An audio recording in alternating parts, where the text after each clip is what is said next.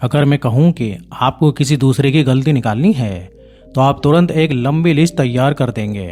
पर अगर मैं कहूँ आपको खुद की गलती निकालनी है तो शायद वो पूरा पन्ना ही कोरा रह जाएगा। मनुष्य दूसरे की कमियों को आसानी से बता सकता है पर अपनी खुद की कमियों को कभी नहीं बता पाता है।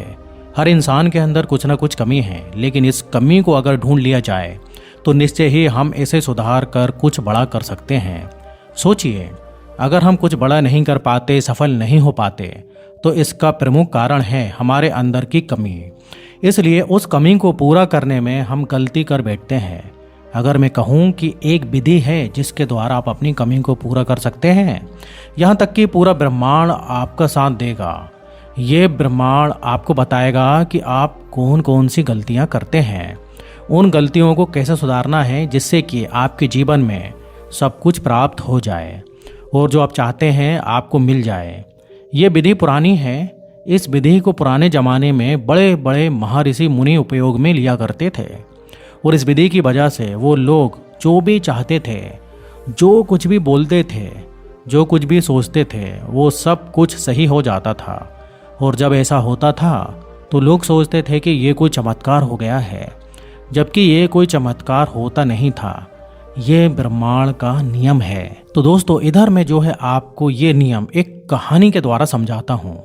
बहुत पुराने समय की बात है। एक नगर के बाहर एक जंगल में एक बौद्ध भिक्षु रहा करते थे। जिस जंगल में वो रहते थे वह जंगल इस दुनिया का सबसे खूबसूरत जंगल था। उस जमाने में सभी लोग खेती किया करते थे और खेती ही उनका व्यवसाय, उनके जीवन यापन करने का एकमात्र सहारा था। वहीं से उन्हें भोजन प्राप्त होता था और पशुओं के लिए चारा प्राप्त होता था। लेकिन अचानक ही किसी वजह से वहां पर काल पड़ गया। पानी की एक एक बूंद तक नहीं बची। सभी फसलें खराब हो गईं। लोग भूख प्यास के कारण तड़प रहे थे। उन्हें कोई रास्ता नजर नहीं आ रहा था। उन्हें समझ नहीं आ रहा था कि अब क्या किया जाए। फिर उन गांव वालों में से एक बुजुर्ग ने गांव वालों से कहा, हमारे जंगल में जो बौद्ध भिक्षु रहते हैं, अब वही हमारी समस्या का समाधान कर सकते हैं। वो बड़े आत्मज्ञानी हैं, उनके पास कोई ना कोई हल अवश्य ही होगा। अब सारे लोग बौद्ध भिक्षु के पास पहुंचते हैं। बौद्ध भिक्षु तपस्या में लीन थे। उनमें से एक युवक ने बौद्ध भिक्षु को प्रणाम किया तो बौद्ध भिक्षु ने पूछा कि यहाँ कैसे आना हुआ। सुनकर युवक बोला, महाराज, हमारे गांव की हालत बहुत ही खराब है। कई दिनों से वहाँ बारिश नहीं हो रही है। लोगों की हालत खराब हो चुकी है। सब कुछ बर्बाद हो गया है। आज तक हमारे गांव में इतना सूखा कभी नहीं पड़ा। लोग भूख प्यास के कारण तड़प रहे हैं। ऐसा लग रहा है सभी लोग इसके कारण ही मर जाएंगे। अगर ऐसे ही हालात रहे तो गांव में कोई भी नहीं बचेगा। पूरा गांव समाप्त हो जाएगा। अब आप ही कुछ कर सकते हैं। आप ही हमें बचा सकते हैं, क्योंकि मुझे पता है आपके पास कोई ना कोई ऐसी विधि अवश्य है जिससे लोगों की जान इस हालत से बचाई जा सकती है। क्या आपके पास ऐसी कोई विधि है जिससे कि बारिश हो सकती है? हमारे गांव में बहुत दिन हो गए हैं लेकिन बारिश होने का नाम ही नहीं ले रही है। चारों तरफ सूखा ही सूखा है। मैं आपके पास बड़ी आशा के साथ आया हूँ। मेरी सहायता कीजिए। मैं यहाँ से खाली हाथ वापस नहीं जाना चाहता। कुछ देर सोचने के बाद बौद्ध भिक्षु कहते हैं, मैं तुम्हारी मदद अवश्य करूँगा।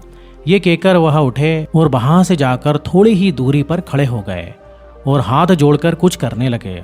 जब युवक ने देखा तो उसको कुछ समझ नहीं आया कि यह बौद्ध भिक्षु हाथ जोड़कर क्या कर रहे हैं। कुछ देर बाद वह बौद्ध भिक्षु वापस आए और उस युवक से बोला कि जाओ, अब बारिश हो जाएगी।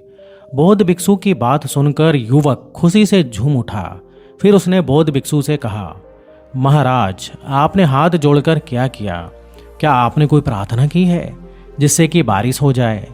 युवक की बात सुनकर बौद्ध भिक्षु मुस्कुराए और युवक से बोले, मैंने कोई प्रार्थना नहीं की है।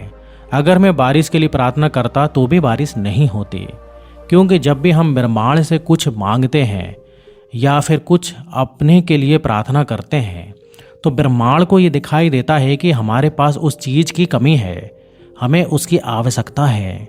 हम उस कमी को दर्शाते हैं और जाने अनजाने में हम उस कमी वाली स्थिति को और भी ज़्यादा मजबूत बना देते हैं जिसे हम बदलना चाहते हैं, जबकि हमें ऐसा नहीं करना है।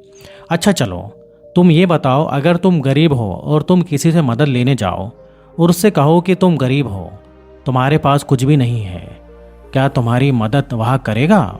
वह तुम्हारी मदद कभी नहीं करेगा, क्योंकि उसे पता है कि तुम्हारे पास कुछ भी नहीं है और तुम उसे कभी वापस लौटा भी नहीं सकते।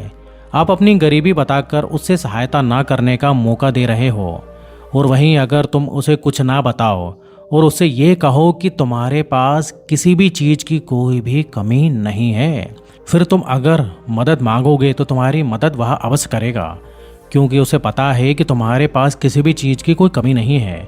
वो तुम्हारी खुशी खुशी मदद कर देगा, क्योंकि अगर हम कमज़ोर बनकर लोगों से मदद मांगेंगे तो कोई हमारी मदद नहीं करेगा।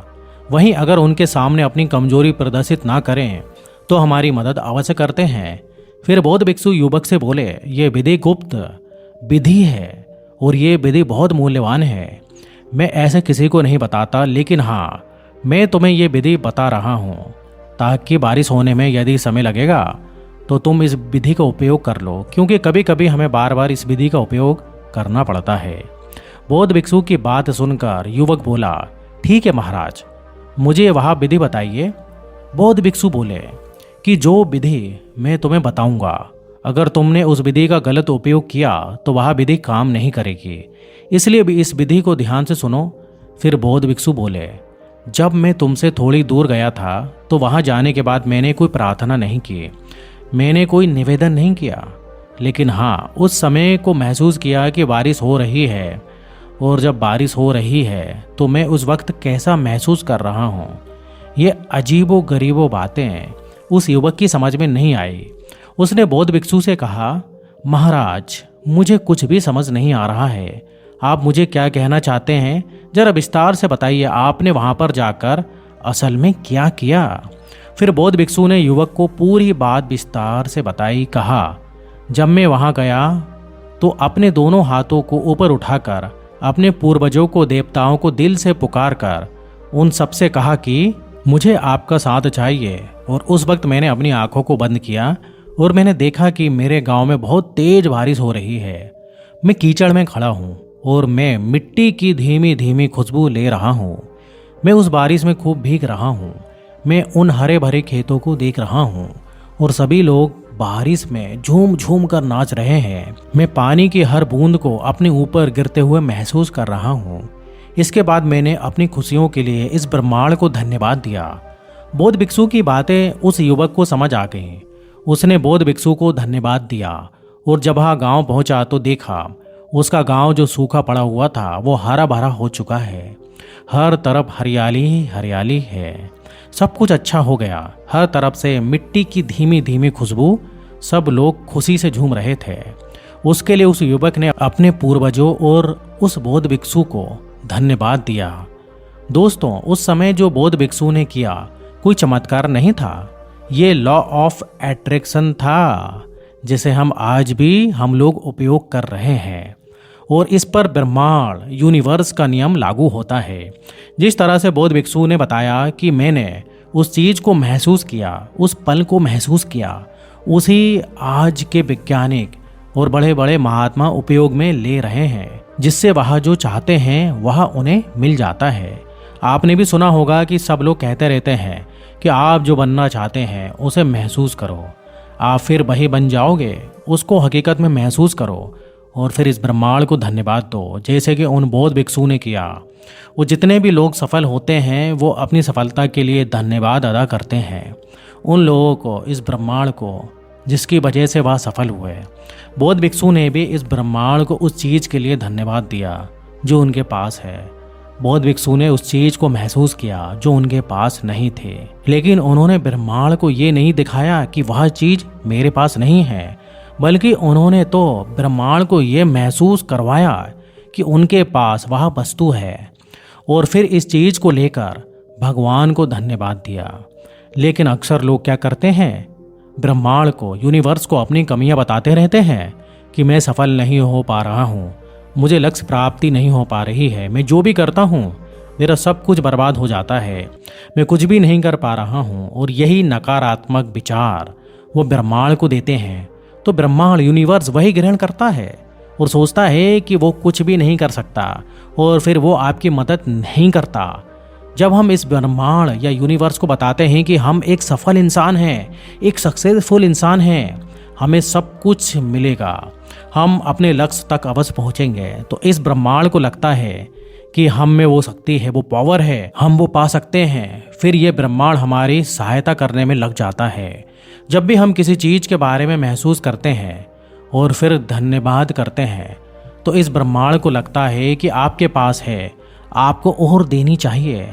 और ब्रह्मांड के नियम के अनुसार जैसी ऊर्जा आप इस ब्रह्मांड को भेजोगे, वैसी ही ऊर्जा या एनर्जी ब्रह्मांड भी आपको भेजेगा। आपने जैसे ब्रह्मांड को दिखाया है, जैसी हालात उसके सामने रखी है, वैसे ही हालात आपको वहां लौटा देगा।